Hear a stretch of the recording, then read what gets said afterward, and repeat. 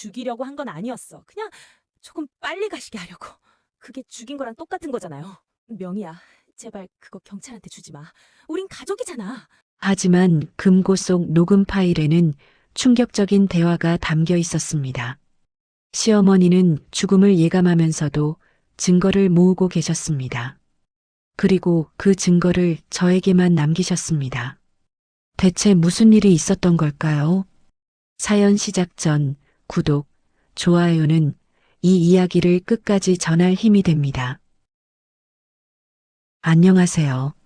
저는 강명이라고 합니다.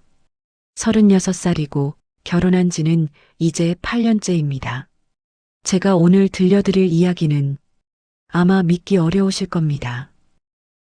하지만 모두 사실입니다. 2024년 10월 초 가을이 막 시작되던 어느 토요일이었습니다. 저는 남편과 함께 시어머니 댁을 찾아갔습니다.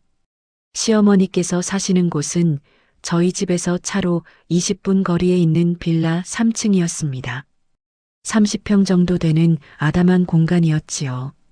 문을 열고 들어서자 익숙한 된장찌개 냄새가 코를 찔렀습니다. 어머니, 저희 왔습니다. 남편이 먼저 인사를 했습니다. 거실에는 시어머니 박정숙 여사와 큰며느리 혜진 씨가 함께 앉아 있었습니다. 혜진 언니는 앞치마를 두르고 있었고 시어머니는 소파에 편안하게 기대어 계셨습니다. 어머, 명희 왔어? 민석이도? 어서 와. 시어머니께서 반갑게 맞아주셨습니다.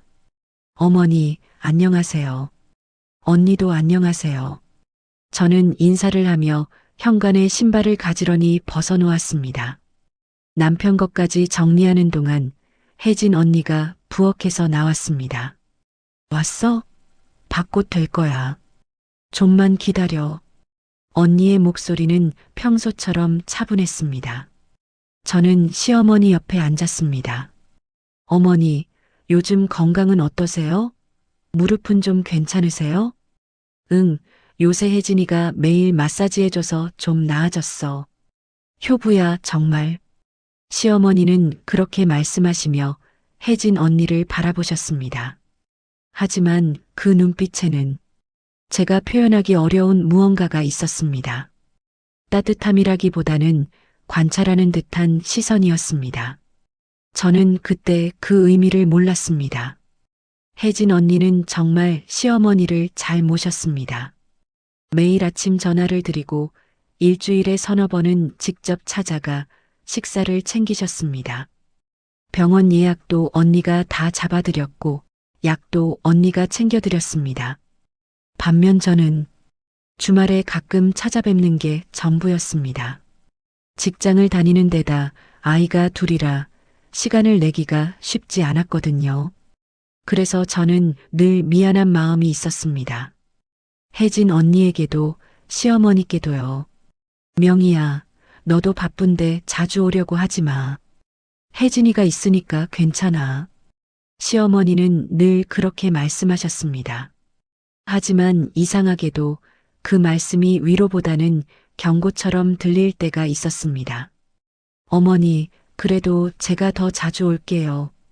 제가 그렇게 말하자 시어머니는 고개를 저으셨습니다. 됐어. 내 형님이 여기 살면서 다 해주시니까. 넌 내일이나 잘해. 그 순간 혜진 언니가 부엌에서 나오며 말했습니다. 어머니, 밥 다 됐어요. 다들 식탁으로 오세요. 우리는 식탁에 둘러앉았습니다. 시어머니, 혜진 언니, 첫째 아들 민숙, 둘째 아들인 제 남편 민석, 그리고 저. 5명이 둘러앉은 식탁은 조금 비좁았지만 정겨웠습니다. 어머니, 요즘 입맛은 어떠세요? 제가 물었습니다. 응, 그냥 그래. 나이 들면 다 그렇지 뭐. 시어머니는 짧게 답하셨습니다. 그리고는 혜진 언니가 담아준 밥을 드시기 시작했습니다. 저는 그 모습을 지켜보았습니다. 시어머니의 손이 미세하게 떨리고 있었습니다. 숟가락을 드는 손이 평소보다 조심스러웠습니다. 어머니, 손이 좀 떨리시는 것 같은데 병원 한번 가보시는 게 어때요? 제가 조심스럽게 말했습니다. 그러자 혜진 언니가 먼저 대답했습니다. 괜찮아. 지난주에 병원 갔다 왔어. 의사 선생님이 나이 때문이라고 하셨어. 저는 더 이상 묻지 않았습니다. 식사는 조용히 진행됐습니다. 첫째 아들인 민수는 말이 없었고 남편 민석도 묵묵히 밥만 먹었습니다. 혜진 언니는 계속 시어머니께 반찬을 권했습니다. 어머니, 이 나물 드세요. 어머니 좋아하시잖아요. 응, 고맙다. 시어머니는 짧게 답하시며 받아드셨습니다. 하지만 제 눈에는 뭔가 어색해 보였습니다. 시어머니께서 나물을 드시기 전에 잠깐 망설이시는 것처럼 보였습니다. 마치 확인하듯이요. 아니, 제 착각이겠지요. 식사가 끝나고 저는 설거지를 도왔습니다. 부엌에서 혜진 언니와 단둘이 있을 때였습니다. 언니, 요즘 어머니 건강이 많이 안 좋으신 것 같아요. 제가 조심스럽게 말했습니다. 혜진 언니는 그릇을 닦으며 대답했습니다. 응, 나이가 나이니까. 75이시잖아. 그래도 갑자기 손이 떨리시고 그러니까 걱정이에요. 병원에서 괜찮다고 했어. 너무 걱정 마. 언니의 목소리는 차분했지만 뭔가 단호했습니다. 더 이상 묻지 말라는 뉘앙스였습니다. 저는 그 이상 말하지 않았습니다. 설거지를 마치고 거실로 돌아왔을 때 시어머니께서 말씀하셨습니다.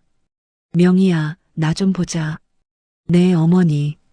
저는 시어머니를 따라 안방으로 들어갔습니다. 시어머니는 문을 닫으시고 낮은 목소리로 말씀하셨습니다. 명희야, 너는 착한 애야. 어머니, 갑자기 왜 그러세요? 아니야. 그냥 내가 착해서 다행이다 싶어서. 시어머니의 눈빛이 흔들렸습니다. 무언가 말씀하시고 싶은데 참고 계신 것 같았습니다. 어머니, 무슨 일 있으세요? 불편한 거 있으시면 말씀하세요. 제가 물었습니다. 시어머니는 잠시 망설이시다가 고개를 저으셨습니다. 아니야. 아무것도 아니야.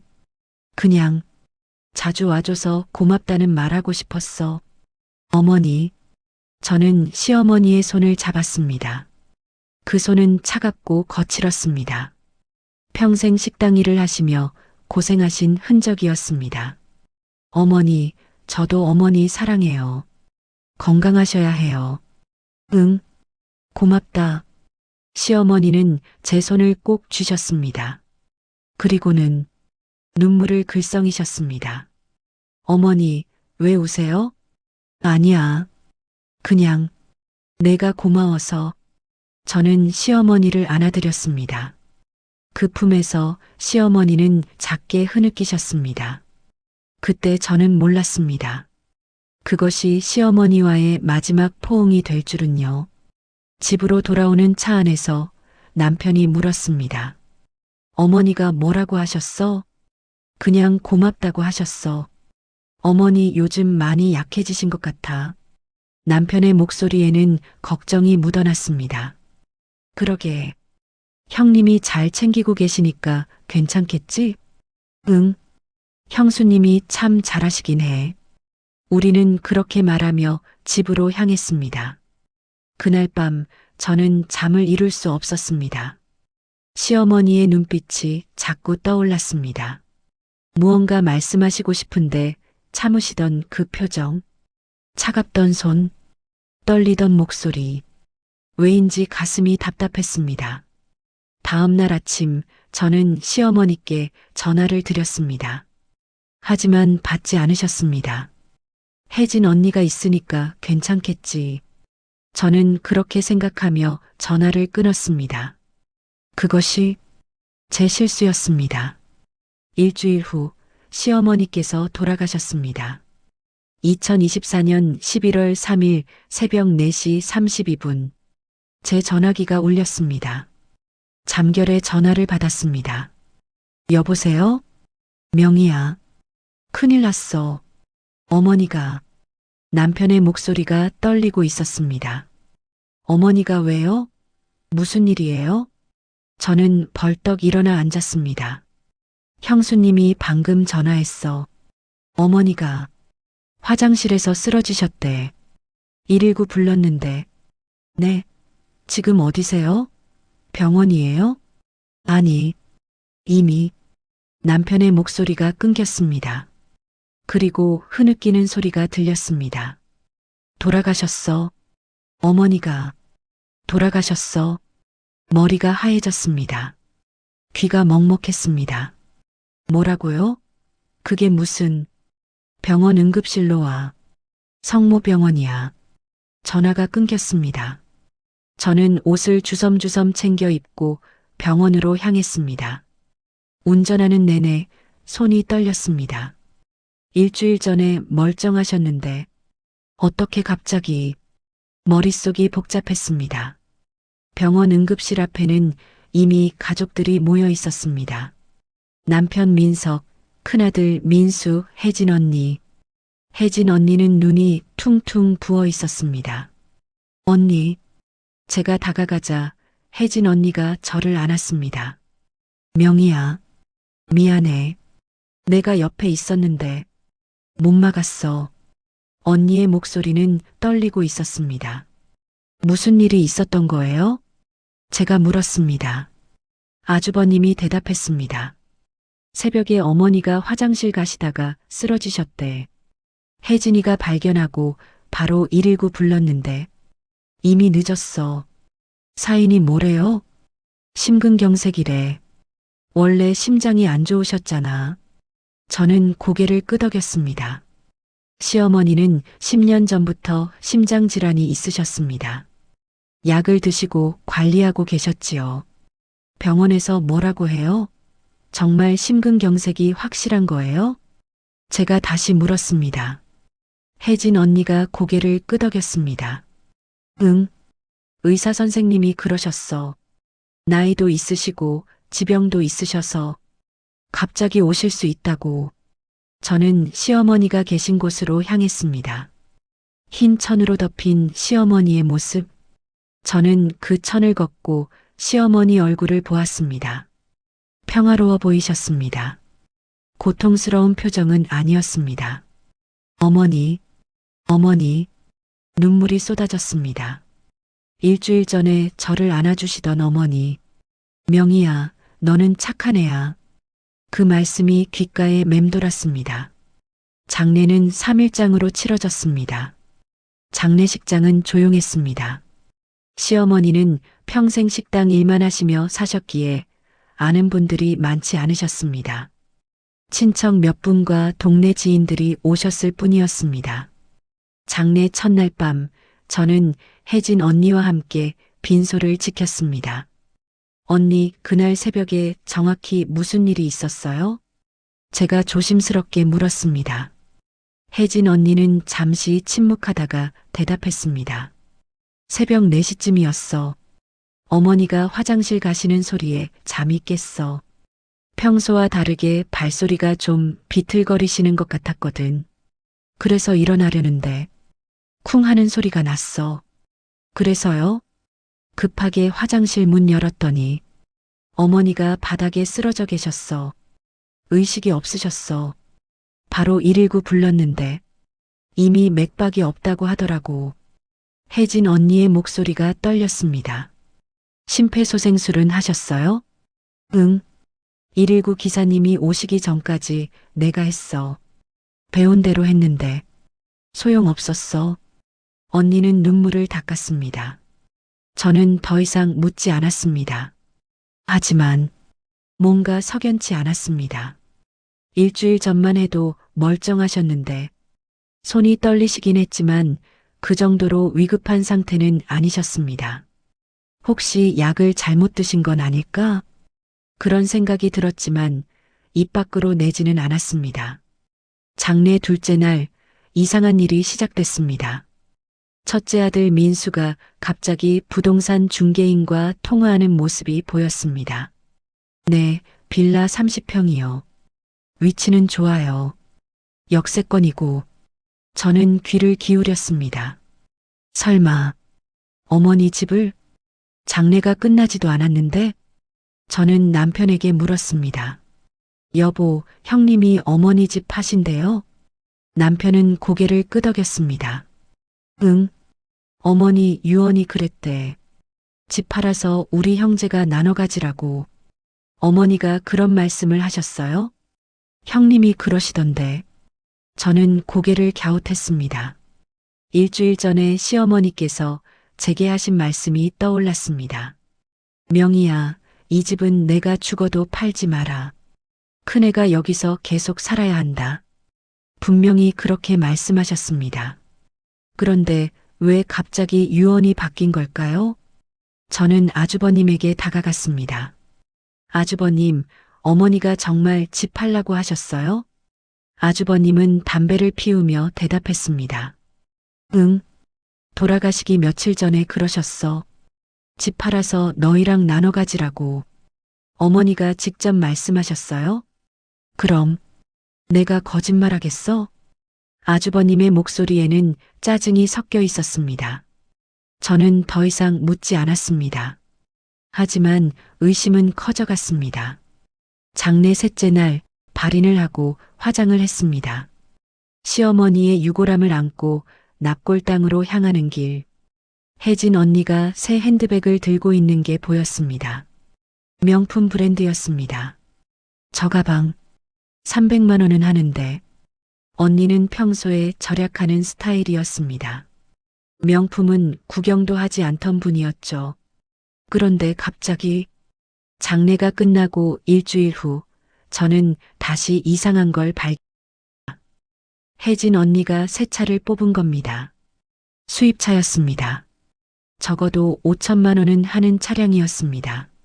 저는 남편에게 물었습니다. 여보, 형님이 갑자기 돈이 생기셨나 봐요? 새 차도 사고. 남편은 고개를 갸웃했습니다. 글쎄, 형은 요즘 사업 자금 때문에 쪼들린다고 하던데. 그럼 형수님이 돈이 있으신가? 형수님은 전업주부잖아. 무슨 돈이 있겠어. 이상했습니다. 분명히 장례비도 못 낸다며 우리한테 200만 원을 빌리셨는데. 그런데 갑자기 명품 가방에 수입차라니. 저는 시어머니 댁에 전화를 걸었습니다. 언니, 저 명희예요. 잠깐 뵐 수 있을까요? 왜? 무슨 일 있어? 혜진 언니의 목소리는 경계하는 듯 했습니다. 아니에요.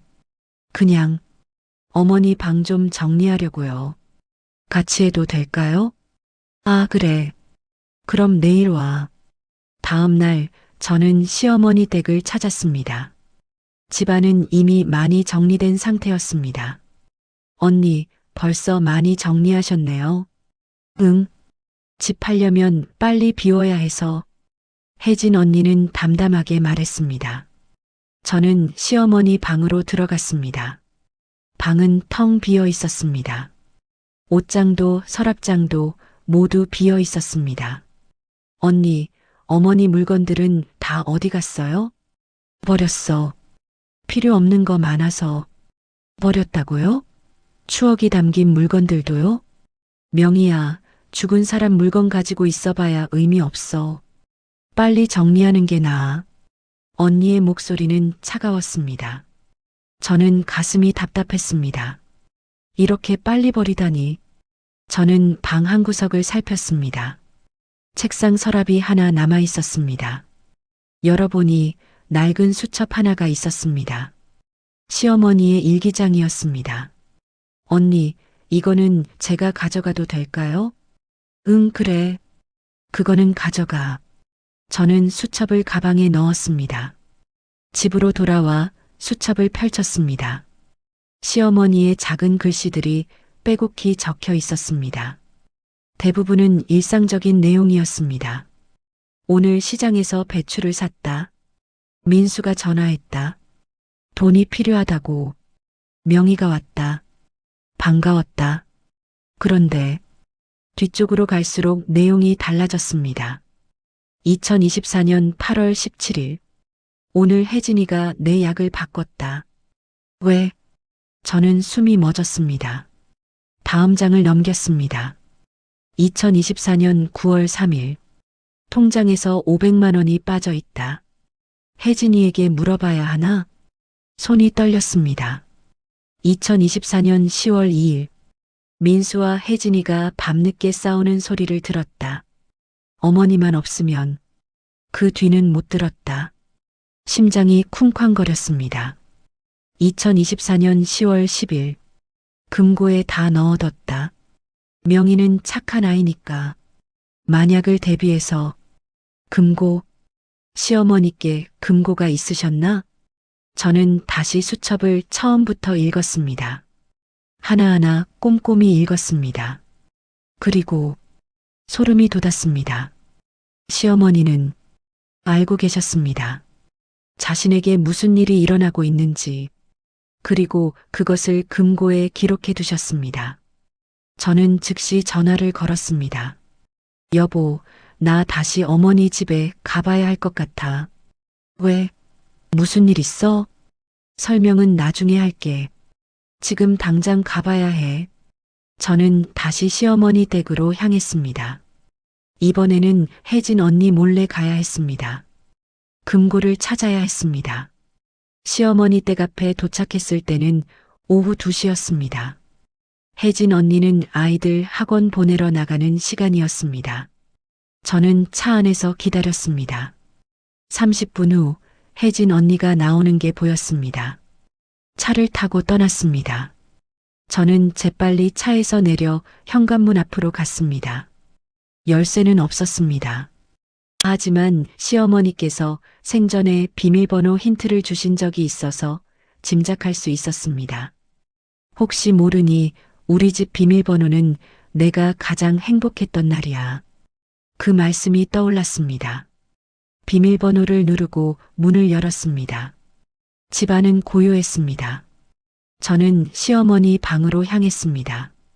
금고, 어디에 있을까? 방은 이미 거의 비어 있었습니다. 옷장 안을 열어봤습니다. 옷들은 다 치워져 있었고 빈 선반만 남아 있었습니다. 책상 서랍도 비어 있었습니다. 화장대도 정리된 상태였습니다. 어디에 숨기셨을까? 저는 방 안을 샅샅이 살폈습니다. 그때 침대 밑이 눈에 들어왔습니다. 무릎을 꿇고 침대 밑을 들여다봤습니다.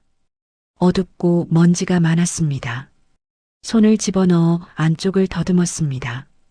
먼지가 손에 묻었습니다. 그리고 침대 깊숙한 구석에서 뭔가 딱딱한 게 손에 잡혔습니다. 천으로 감싸진 무거운 물건이었습니다. 힘겹게 끌어냈습니다. 낡은 이불 속에 숨겨진 철제 상자였습니다. 침대 밑 가장 안쪽 구석. 혜진 언니가 쉽게 찾을 수 없는 곳이었습니다. 작은 금고였지만 묵직했습니다. 저는 금고를 꺼내 바닥에 내려놓았습니다. 비밀번호가 필요했습니다. 4자리 숫자였습니다. 저는 시어머니 생신을 눌러봤습니다. 0416. 틀렸습니다. 큰아들 생일을 눌러봤습니다. 0815. 역시 틀렸습니다. 저는 생각했습니다. 시어머니라면 뭘 비밀번호로 하셨을까? 그때 떠올랐습니다. 시어머니께서 늘 말씀하시던 날, 내 인생에서 가장 행복했던 날은 식당 문 연 날이었어. 식당 개업일 1989년 7월 3일. 저는 0703을 눌렀습니다. 금고가 열렸습니다.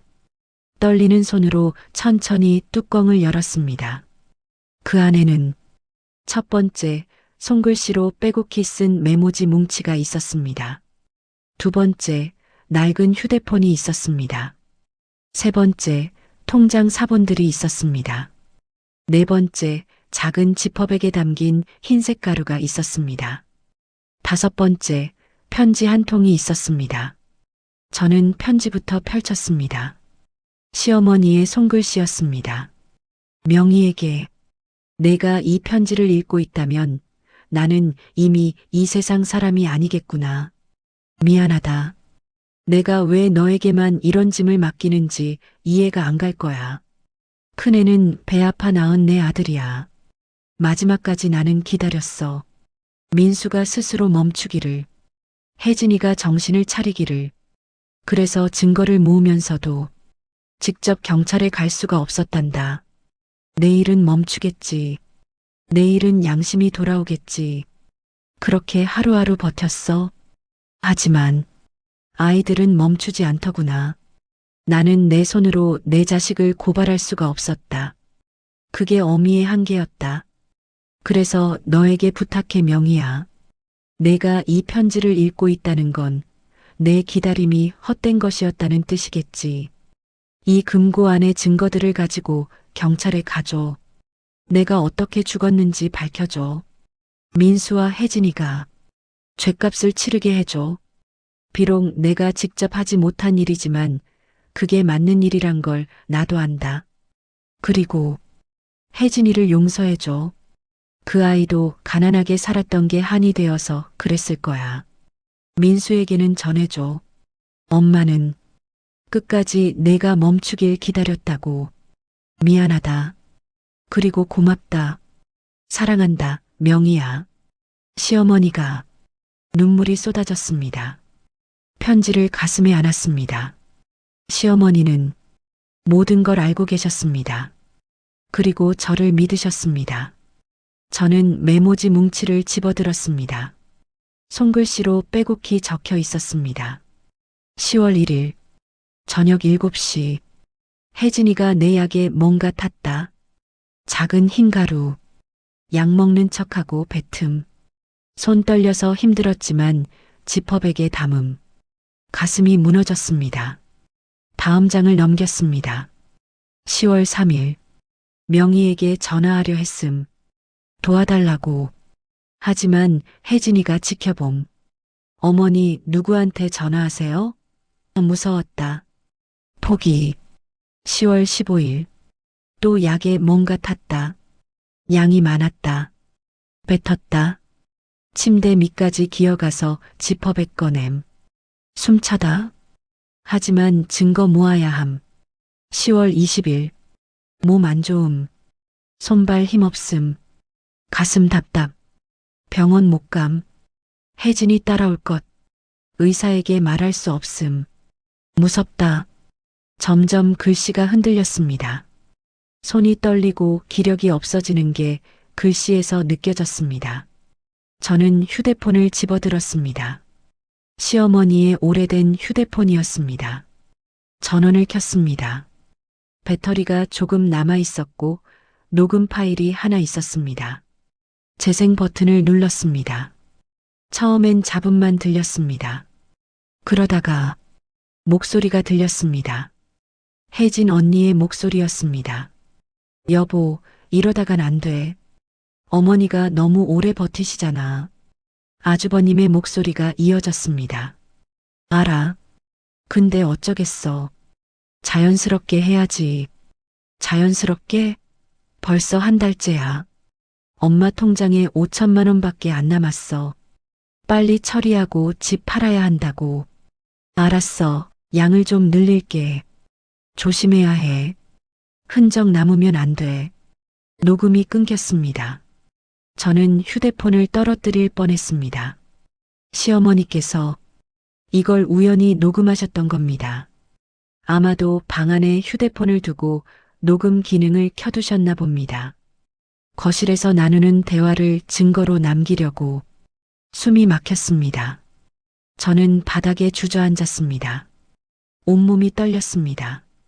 시어머니는 죽음을 예감하시면서도 아무것도 하지 못하셨습니다. 왜냐하면 그들은 가족이니까. 저는 통장 사본을 펼쳤습니다. 시어머니의 통장 거래 내역이었습니다. 붉은색 형광펜으로 표시된 부분들이 보였습니다. 2024년 8월 300만 원 인출 혜진. 2024년 9월 500만 원 인출 혜진. 2024년 10월 800만 원 인출 혜진. 총 1,600만 원이 빠져나간 것이었습니다. 시어머니 도장은 혜진 언니가 보관하고 있었죠. 마지막으로 지퍼백 속 흰색 가루를 확인했습니다. 메모가 붙어 있었습니다. 2024년 10월 1일에서 15일. 혜진이가 내 혈압약에 탄 것. 나는 이걸 뱉어서 모았다. 독극물인지 확인해줘. 이 모든 게 증거였습니다. 시어머니가 목숨 걸고 모아두신 증거였습니다. 저는 금고를 가방에 넣었습니다. 그때 책상 위에 쌓인 서류들이 눈에 들어왔습니다. 혜진 언니가 정리하지 못하고 놔둔 것들이었습니다. 저는 한 장을 집어들었습니다. 독촉장이라는 빨간 글씨가 보였습니다. 대출금 3천만 원 연체, 즉시 상환 요청, 신용카드 연체금 1,200만 원, 제2금융권 대출 5,500만 원 체납. 서류를 한 장 한 장 넘기며 저는 숨이 막혔습니다. 총 빚이 1억이 넘었습니다. 마지막 서류는 법원 통지서였습니다. 강제집행 예고 통지서. 저는 서류들을 사진으로 찍었습니다. 이것도 증거였습니다. 그리고 빨리 집을 나가려 했습니다. 그때였습니다. 현관문이 열리는 소리가 들렸습니다. 누구야? 혜진 언니의 목소리였습니다.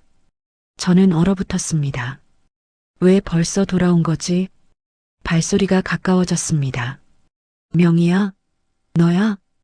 혜진 언니가 방 안으로 들어왔습니다. 그리고 제 가방을 봤습니다.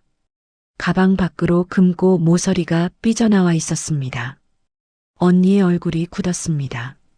그게 뭐야? 금고를 어떻게 찾았어? 언니의 목소리가 차갑게 변했습니다. 언니, 저는 그냥 어머니 물건 정리하려고. 거짓말 마. 내가 왜 여기 있어? 내가 나간 걸 어떻게 알았어? 혜진 언니가 한 걸음 다가왔습니다. 저는 뒤로 물러섰습니다. 언니, 진정해요.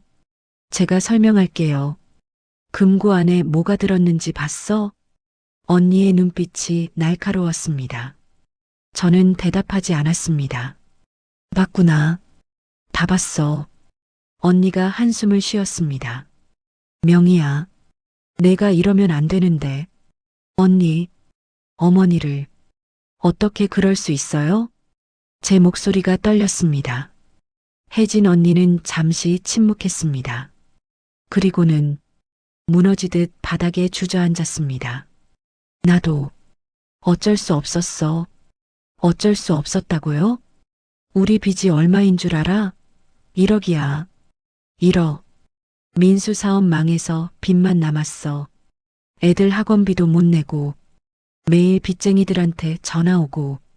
언니가 울기 시작했습니다. 그래서 어머니를 죽인 거예요? 제가 소리쳤습니다. 죽이려고 한 건 아니었어. 그냥 조금 빨리 가시게 하려고. 똑같은 거잖아요. 저는 가방을 움켜쥐었습니다. 명희야, 제발. 그거 경찰한테 주지 마. 혜진 언니가 제 다리를 붙잡았습니다. 언니 놓아요. 명희야, 제발. 언니의 목소리가 떨렸습니다. 저는 독촉장 사진을 언니에게 보여줬습니다. 언니, 이게 뭐예요? 1억? 강제집행?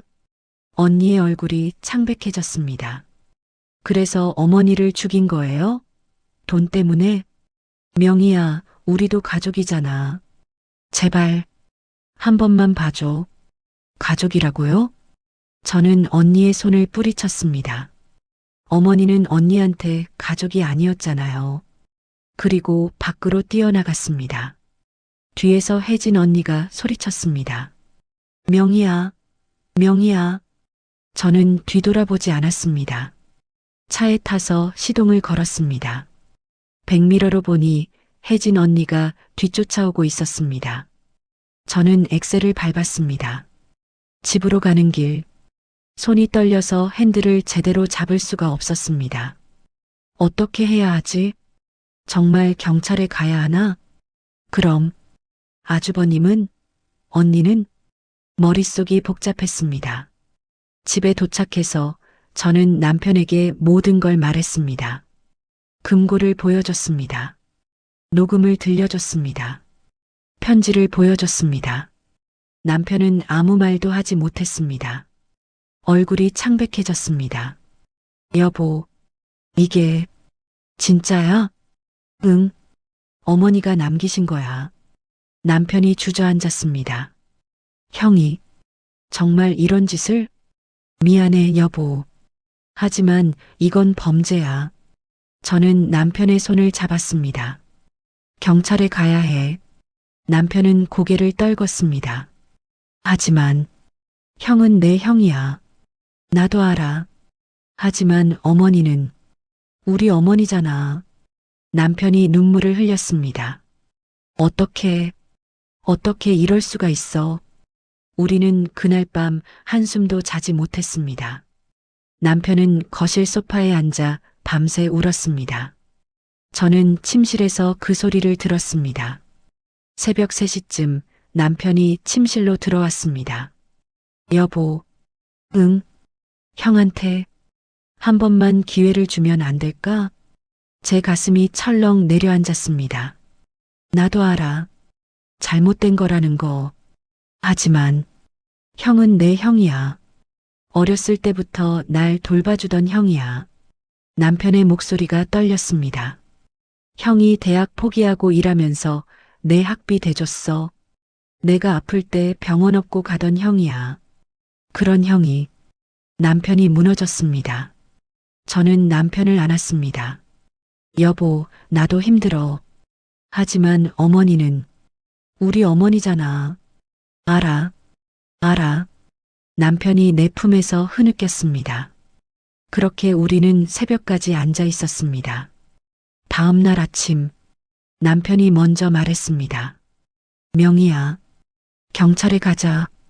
여보, 형은 내 형이지만 어머니를 죽였어. 그건 용서할 수 없는 일이야. 남편의 눈은 충혈되어 있었습니다. 나 평생 형을 원망하며 살 것 같아. 하지만 그게 맞는 거겠지. 저는 남편의 손을 꼭 잡았습니다. 결심했습니다. 경찰서에 가기로. 하지만 그 전에 확실한 증거가 필요했습니다. 약 봉지 속 흰색 가루. 이게 정말 독극물인지 확인해야 했습니다. 저는 국립과학수사연구원에 전화를 걸었습니다. 여기 약물 감정 의뢰할 수 있나요? 네, 가능합니다. 경찰 의뢰서가 있으시면. 경찰 의뢰서 없이는 안 되나요? 죄송합니다. 원칙상 경찰이나 검찰을 통해서만 가능합니다. 전화를 끊었습니다. 결국 경찰에 먼저 가야 했습니다. 저는 가방에 금고를 넣고 집을 나섰습니다. 그때 전화가 왔습니다. 혜진 언니였습니다. 명희야, 만나자. 제발. 언니, 저는 이미 결심했어요. 명희야, 제발 한 번만 만나줘. 내가 다 설명할게. 저는 잠시 망설였습니다. 어디서요? 카페에서. 우리 집 근처 카페. 알았어요. 30분 후에 갈게요. 카페에 도착했을 때 혜진 언니는 이미 와 있었습니다. 눈이 퉁퉁 부어 있었습니다. 저는 언니 맞은편에 앉았습니다. 언니, 할 말이 뭐예요? 혜진 언니가 고개를 숙였습니다. 명희야, 미안해. 정말 미안해. 사과로 해결될 문제가 아니에요. 나도 알아. 하지만 제발 한 번만 생각해줘. 우리 애들은 죄가 없잖아. 언니 애들은 죄가 없지만 어머니는 죄가 있었어요? 제 목소리가 떨렸습니다. 혜진 언니는 대답하지 못했습니다. 명희야, 나도 살고 싶었어. 그냥 살고 싶었다고. 언니의 목소리가 떨렸습니다. 나도 알아, 언니. 힘드셨다는 거. 독촉장 봤어요. 1억 넘는 빚. 강제집행 통지서. 혜진 언니가 고개를 들었습니다. 눈빛이 흔들렸습니다. 그래도 어머니를 죽일 수는 없는 거잖아요. 죽이려고 한 게 아니야. 언니의 목소리가 작아졌습니다. 그냥 조금만 빨리. 말을 잇지 못했습니다. 언니, 그건 살인이에요. 저는 단호하게 말했습니다. 혜진 언니는 더 이상 말하지 않았습니다. 저는 자리에서 일어났습니다. 언니, 저는 경찰에 갈 거예요. 어머니가 원하신 일이에요. 명희야. 미안해요, 언니. 하지만 이건 제가 해야 할 일이에요. 저는 카페를 나왔습니다. 뒤에서 혜진 언니의 울음소리가 들렸습니다. 하지만 저는 뒤돌아보지 않았습니다. 경찰서로 향했습니다. 손에 든 가방이 무거웠습니다. 하지만 이제는 내려놓을 때였습니다. 시어머니의 마지막 부탁. 저는 반드시 지킬 것입니다. 경찰서 주차장에서 저는 한참을 앉아 있었습니다. 차 안에서 금고를 내려다봤습니다. 정말 이걸 제출하면 되돌릴 수 없어. 손이 떨렸습니다. 하지만 시어머니의 편지가 떠올랐습니다. 진실을 밝혀줘. 저는 차에서 내렸습니다. 금고를 안고 경찰서 안으로 들어갔습니다. 민원실 경찰관이 물었습니다. 무슨 일로 오셨습니까? 저 신고하러 왔습니다. 어떤 신고이신가요? 살인입니다. 경찰관의 표정이 굳었습니다. 잠시만 기다리세요. 잠시 후 형사 한 분이 나왔습니다. 저를 따라오시죠. 저는 형사를 따라 조사실로 들어갔습니다. 작은 방이었습니다. 책상과 의자 2개가 있었습니다. 앉으세요. 이름이 어떻게 되시죠? 강명희입니다. 무슨 일로 오셨는지 차근차근 설명해 주세요. 저는 숨을 깊게 들이쉬었습니다. 그리고 시작했습니다. 시어머니의 죽음부터 의심스러웠던 점들, 발견한 일기장, 금고 속 증거들, 모든 것을 설명했습니다. 형사는 조용히 듣고 있었습니다. 가끔 메모를 했습니다. 증거를 보여주시겠습니까? 저는 금고를 열었습니다. 휴대폰을 꺼냈습니다. 이 안에 녹음 파일이 있습니다. 피의자들의 대화가 녹음되어 있어요. 재생 버튼을 눌렀습니다. 혜진 언니와 아주버님의 목소리가 흘러나왔습니다. 엄마 통장에 5천만 원밖에 안 남았어. 빨리 처리하고 집 팔아야 한다고. 알았어. 양을 좀 늘릴게. 형사의 표정이 굳었습니다. 메모지 뭉치를 보여줬습니다. 그리고 이건 시어머니께서 남기신 메모입니다. 통장 사본을 보여줬습니다. 약 봉지를 보여줬습니다. 편지를 보여줬습니다. 형사는 모든 걸 꼼꼼히 확인했습니다. 이건 심각한 사안이네요. 제발 조사해 주세요. 제 목소리가 떨렸습니다. 걱정 마세요. 철저히 조사하겠습니다. 하지만 한 가지 문제가 있습니다. 뭔데요? 고인이 이미 화장되셨다는 거죠. 부검이 불가능합니다. 저는 고개를 떨궜습니다. 그렇구나. 그래서 언니가 그렇게 빨리 화장을 한 거구나. 하지만 이 약 봉지를 감정하면 뭔가 나올 수 있습니다. 국과수에 의뢰해 보겠습니다. 감사합니다. 그리고 녹음 내용도 분석이 필요합니다. 혹시 피의자들 성함을 알려주시겠습니까? 저는 아주버님과 혜진 언니의 이름을 말했습니다. 형사가 기록했습니다. 이분들과 연락이 되시나요? 네, 됩니다. 그럼 일단 조사를 진행하겠습니다. 연락드릴 테니 기다려주세요. 저는 경찰서를 나왔습니다. 가슴이 무거웠습니다. 하지만 뭔가 내려놓은 느낌도 들었습니다. 집으로 돌아가는 길에 남편에게 전화했습니다. 여보, 나 경찰서 다녀왔어. 그래. 남편의 목소리는 무거웠습니다. 긴 침묵이 흘렀습니다. 미안해. 나도 미안해. 남편의 목소리가 떨렸습니다. 당신이 혼자 그 무거운 짐을 짊어지게 해서 나는 형제라는 이유로 망설였는데, 여보, 하지만 당신이 옳았어. 어머니를 위해서 그게 맞는 일이었어. 남편의 목소리에서 눈물이 느껴졌습니다. 그래도 힘들어. 정말 힘들어. 형을 감옥에 보낸다는 게.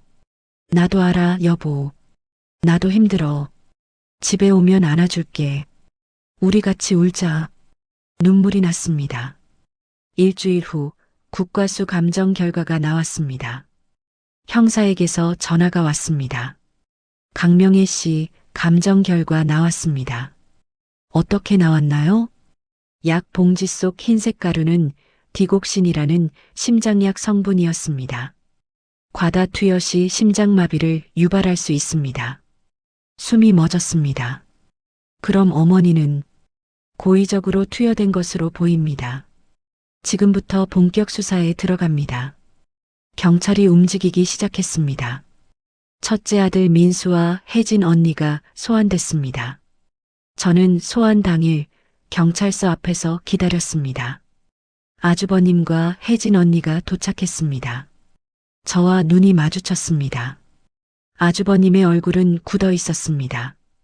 혜진 언니는 눈물을 흘리고 있었습니다. 명희야, 정말 이럴 거야? 아주버님이 물었습니다.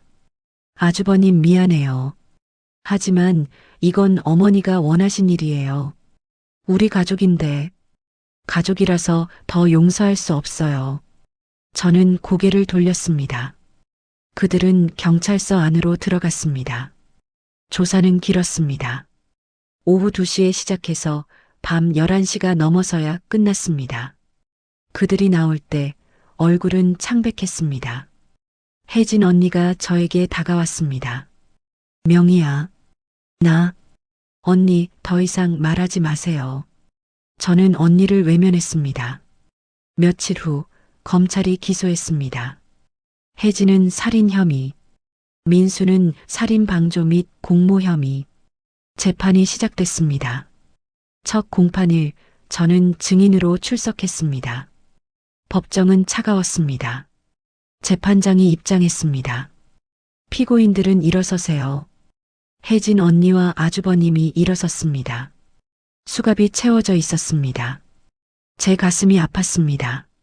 하지만 이건 그들이 선택한 길이었습니다. 검사가 기소 내용을 낭독했습니다. 피고인 이혜진은 2024년 8월부터 10월까지 약 3개월간 피해자 박정숙 씨의 약에 디곡신을 지속적으로 혼입하여 투여하였고, 이로 인해 피해자는 2024년 11월 3일 심근경색으로 사망하였습니다.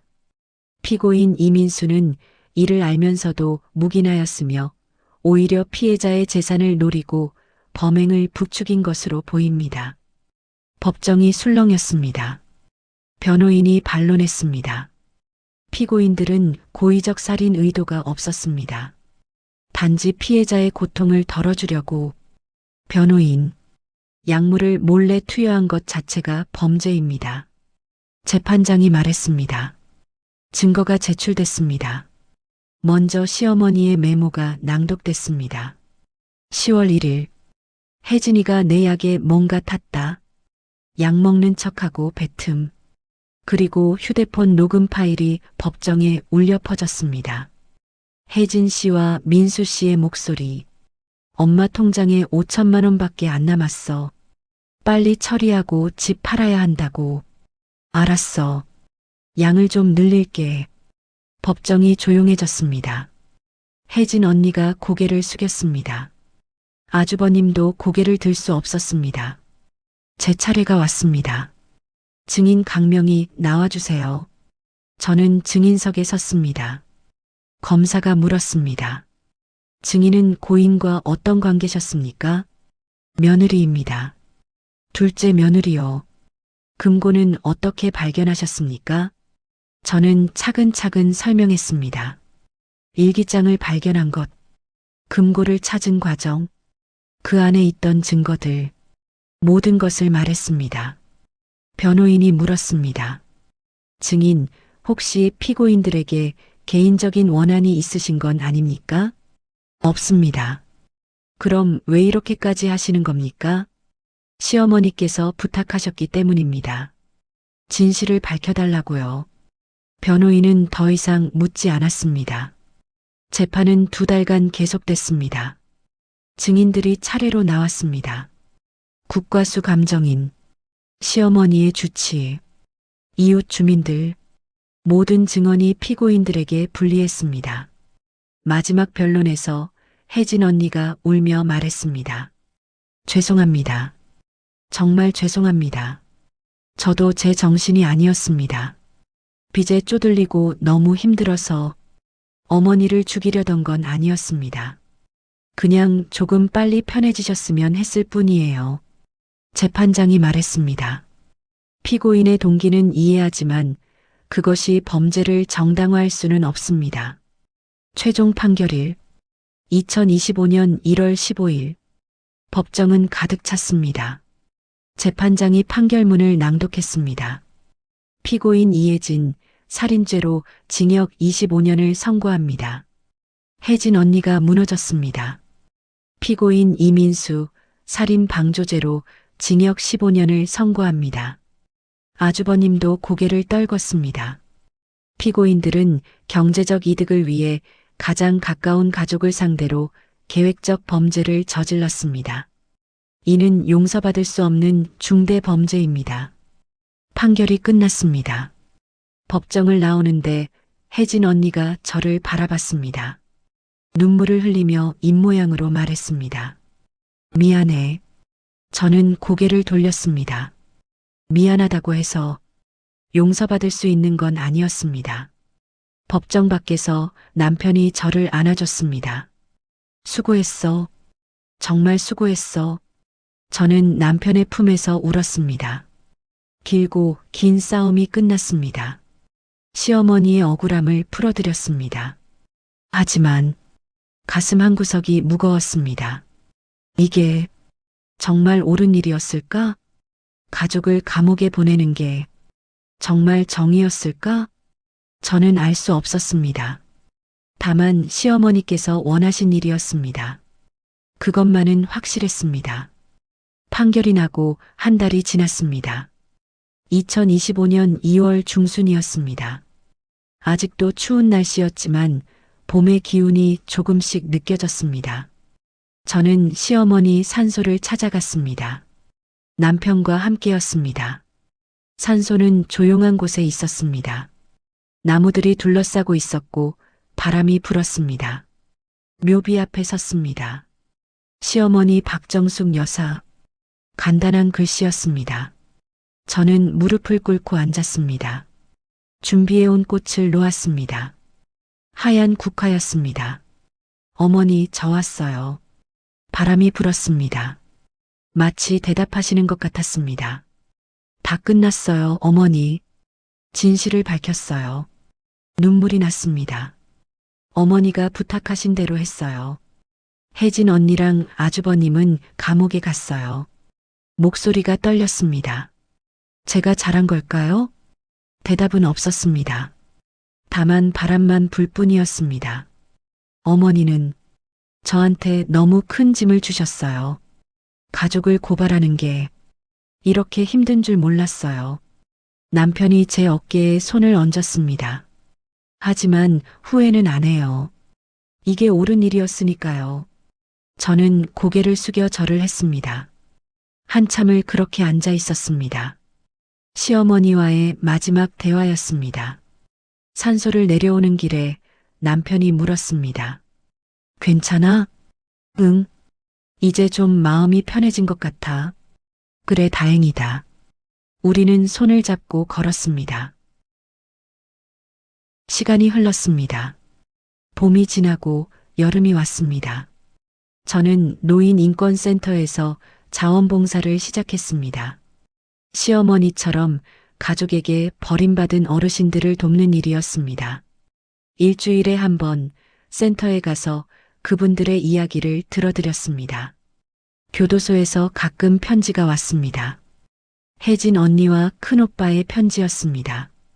후회한다는 내용이었습니다. 답장은 쓰지 않았습니다. 아직은 준비가 안 됐습니다.